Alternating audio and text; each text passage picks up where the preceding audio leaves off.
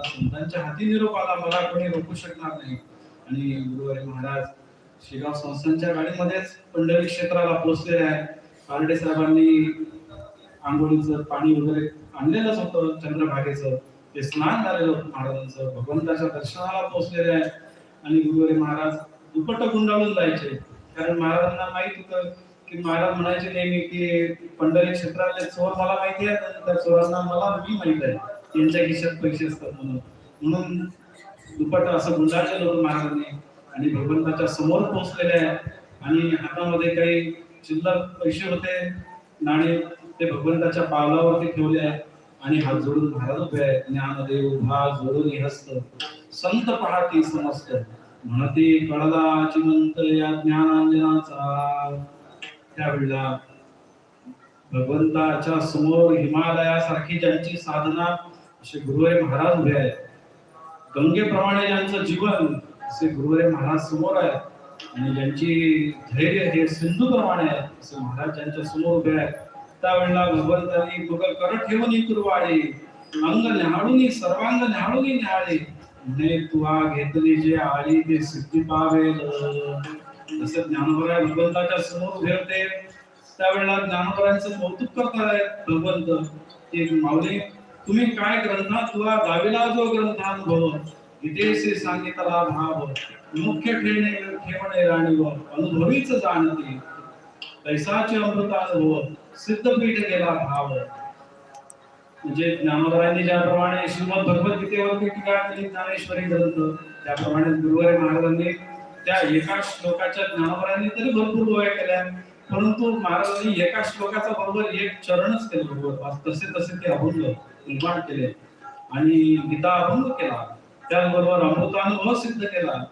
आणि तुझे कवित्व माझ्या गोष्टी, जो परिसेल ये सृष्टी, तो येईल माझी भेटी वैकुंठ भेटी विष्णूच्या.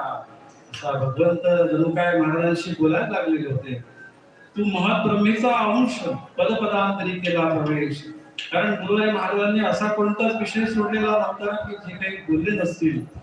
गाऊनी उदास विशेष या जनासी तारिले, आणि देव म्हणे ज्ञाना होई सावधान, माग वरदान मज काही.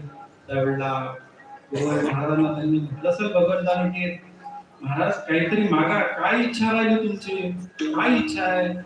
त्यावेळेला महाराजांनी बर पाहिलं असेल की पहिल्याच अभंगात असं म्हटलंय की वासनेचे बीज जळून जाय, संत चरण रज लागत असत, वासनेचे बीज जळून जाय. महाराजांचा आवडता खिडी होता की इच्छा मुरळीस पाहू नका, पडाल नरका भुरळे, बोध बुधली ज्ञान दिवटी, उजळा महाद्वारे.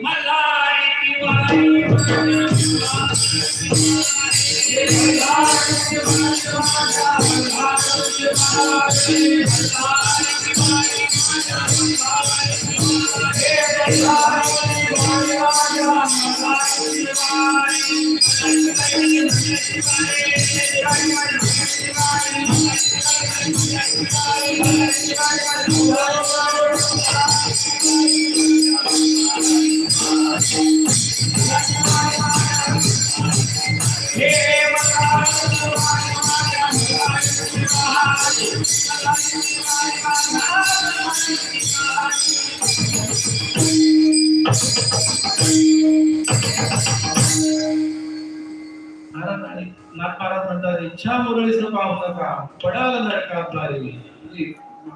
नाथ महाराजांनी म्हटलंय की इच्छा मुरळीस पाहू नका, कारण इच्छा निर्माण झाली म्हणजे इच्छा द्वेष समुखे द्वंद्व मोहेन भारत, सर्व भूतानि समूह स्वर्गे यांती पर्यंत. त्यावेळेला महाराज काहीतरी शुभ इच्छा असतील, परमार्थाची पहिली भूमिका शुभेच्छा, सुविचारणा, तनुमानसा यातली काही इच्छा असेल, परंतु महाराज ज्या पदावरती होते ती सातवी भूमिका म्हणजे तुल्य अवस्था, त्या भूमिकेवरती गुरुवारी महाराज आरूढ असणारे. पण तरीही काहीतरी मागा, काय इच्छा आहे तुमची, ते जगद्गुरु तुकाराम महाराजांनी आजच्या